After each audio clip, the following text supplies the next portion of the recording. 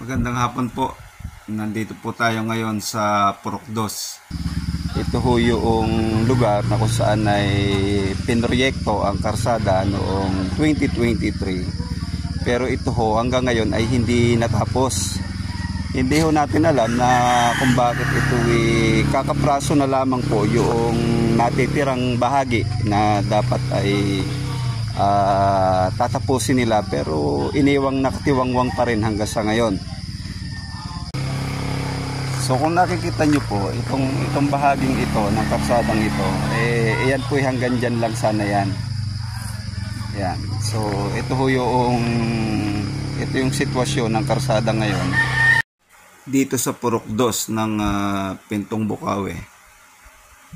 Pero ang ipinagtataka ho ng mga naninirahan dito sa lugar na ito, kung makikita nyo, ito bahayan ho ito Marami hong naninirahan pa rito kahit ho doon sa lugar na yon. Yan ho mga bahayan pa rin.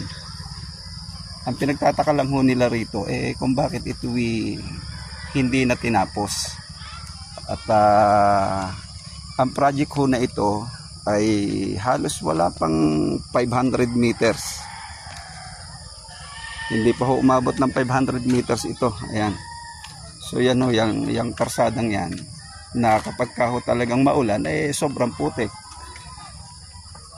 Ngayon na nga ho, ito medyo tuyo dahil hindi po umulan ngayong araw na ito. Pero kapag ho ito inuulan, talagang napakaputik ho nito. So ito, siguro ito kung tutuusin ho natin itong area na ito, baka ho ito mga 50 meters lang siguro itong naiwan na ito. So napakaliit na lang po nitong natitirang ito, pero iniwan pa pong nakatiwangwang. Yan, itong lugar na ito bahayan ho talaga ito. Yan. So yan, kahit itong ilalim na ito dyan ho, puro bahayan pa rin ho yan, na talaga naman hong perwisyo sa mga kabataan na mag-aaral, na pumapasok sa kanilang paaralan. So ito, grabe itong putik na ito, na kahit man lang siguro pansamantala matambakan ng graba ng barangay, hindi ho nagagawa.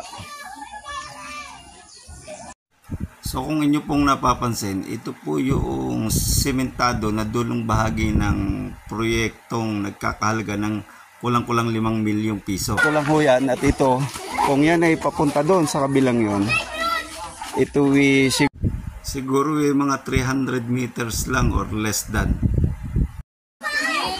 So ito, yan. Ito yung papunta rito na ito'y bahayan. Yan.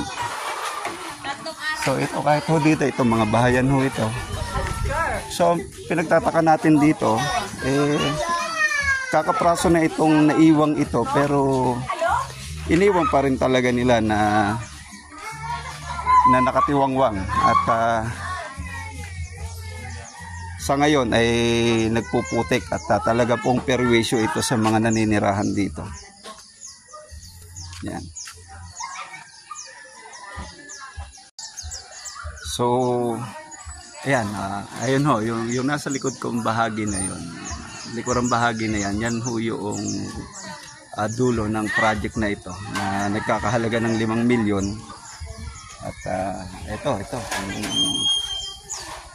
itong area na ito talagang madulas ho ito kapag panahon ng tag-ulan.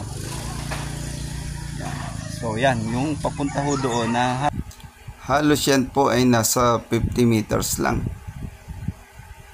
ay talagang iniwan pang nakatiwangwang. At hindi natin alam kung bakit ito kung ang project nila dito ay sabihin na nating 500 meters, bakit hindi pa ito isinama sa project nila, na ito naman ay kakapiraso na kung tutuusin.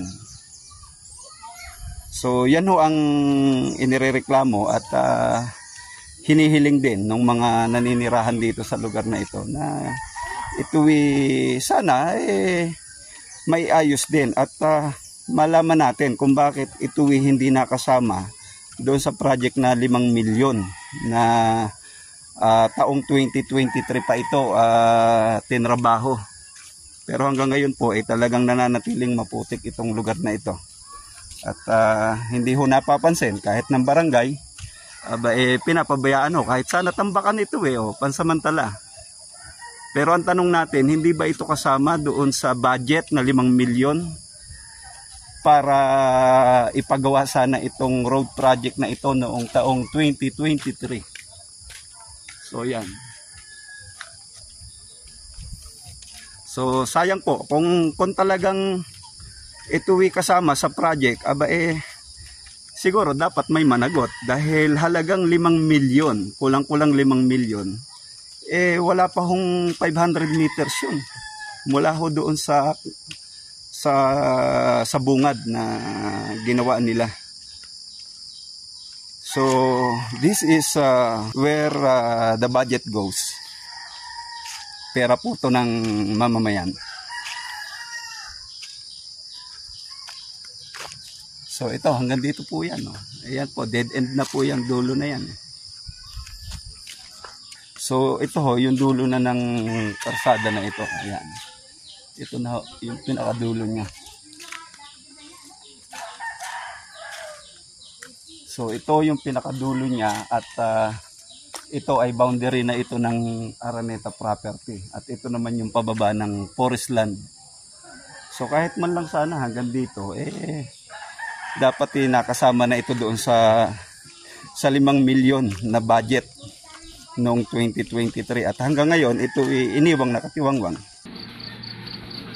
So muli ang atin pong panawagan sa mga nasa pamunuan, Congressman Jojo, Mayor Omi, and Kapitana Penny, baka naman ito po pwedeng masilip ho ninyo at kung ano man po ang aksyon na dapat na magawa, pakigawa po dahil ito po ay sa kapakinabangan din po ng ating mamamayan. So okay, so salamat po.